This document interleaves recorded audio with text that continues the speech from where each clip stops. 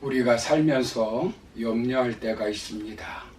위장병의 80%가 신경성에 유발된다고 말합니다. 류마티스 관절염도 염려와 걱정이 주는 부작용이라고 말합니다. 염려는 몸과 마음과 영혼을 병들게 하는 것입니다. 잠언서 15장 13절을 보시면 마음의 근심은 심령을 상하게 하느니라 라고 말씀합니다. 그리고 잠언서 17장 22절을 보시면 심령의 근심은 뼈를 마르게 하느니라 라고 말씀합니다. 요즘 말로 하면 골다공증에 걸린다는 것입니다. 염려 때문에 일찍 죽을 수 있다는 것입니다. 염려는 사탄이 우리 마음속에 주는 독약과 같습니다. 그렇다면 우리가 어떻게 염려로부터 탈출할 수 있겠습니까? 오늘 첫 번째로 살펴볼 것은 염려란 하나님을 불신하는 심각한 죄라는 것을 깨달아야 합니다. 우리가 하는 염려는 해도 되고 안 해도 되는 가치 중립적인 것이 아닙니다. 염려는 심각한 죄라는 것을 받아들여야 합니다. 염려는 하나님을 불신하는 심각한 죄입니다. 오늘 본문을 보시면 산상수훈에서 예수님께서 염려에 대해서 말씀하고 있습니다. 예수님은 염려를 해도 되고 안 해도 되는 것으로 말씀하고 있지 않습니다. 예수님은 염려하지 말라고 무려 7번이나 반복해서 말씀하고 있습니다. 25절을 보시면 먹을 것, 입을 것, 염려하지 말라고 말씀합니다. 우리가 생활하면서 가장 기본적인 것인데 예수님은 염려하지 말라는 것입니다. 그렇다면 왜 예수님은 염려하지 말라고 말씀하는 것입니까? 첫 번째로 염려는 하나님을 불신하는 죄이기 때문입니다. 염려는 하나님의 명령을 거역하는 죄입니다. 사람이 하나님을 믿지 않는 것만큼 큰 죄는 없습니다. 로마서 14장 23절을 보시면 믿음을 따라 하지 아니하는 것은 다 죄이니라 라고 말씀합니다. 살인죄, 간음죄만 심각한 것이 아니라 하나님을 믿지 못하고 염려하는 것도 심각한 죄라는 것입니다. 이것에 대해서 두 가지로 설명하고 있습니다.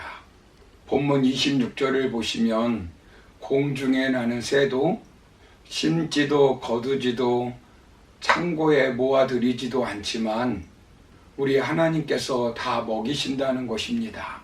본문 28절을 보시면 들의 백합화도 솔로몬의 옷보다 더 좋은 옷을 입고 있다는 것입니다. 그런데 하나님께서 우리에게 먹는 것, 입는 것 주시지 않겠느냐는 것입니다. 그러므로 먹는 것, 입는 것을 가지고 염려하는 것은 하나님을 불신하는 죄라는 것입니다.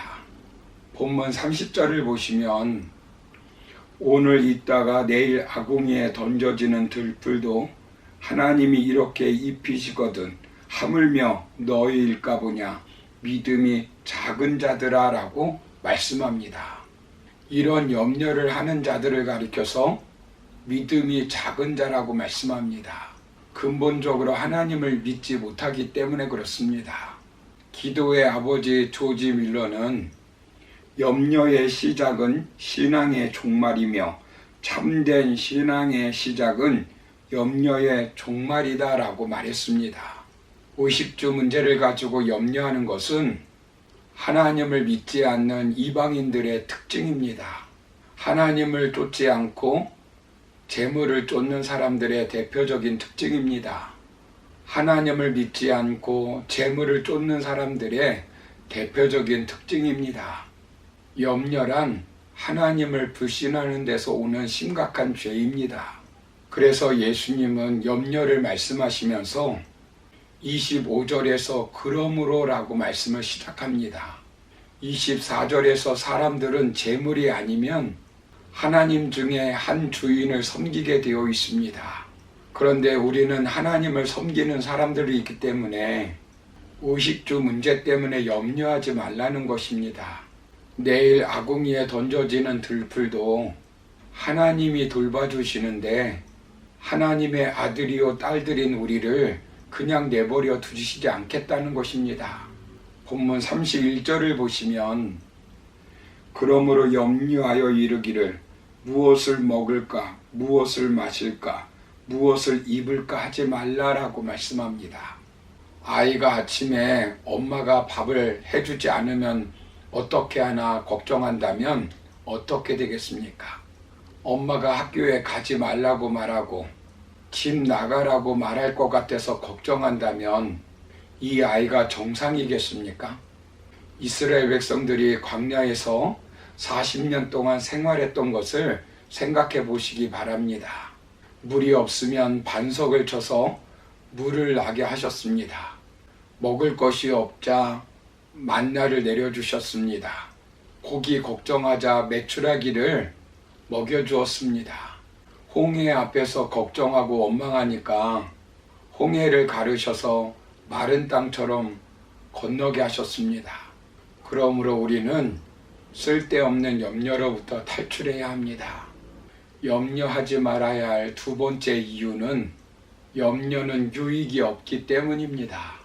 내가 염려한다고 일어날 일이 일어나지 않고 일어나지 않아야 할 일이 일어나는 것이 아닙니다.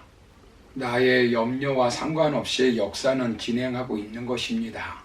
본문 27절을 보시면 너희 중에 누가 염려함으로 그 키를 한 자라도 더할 수 있겠느냐라고 예수님은 질문합니다.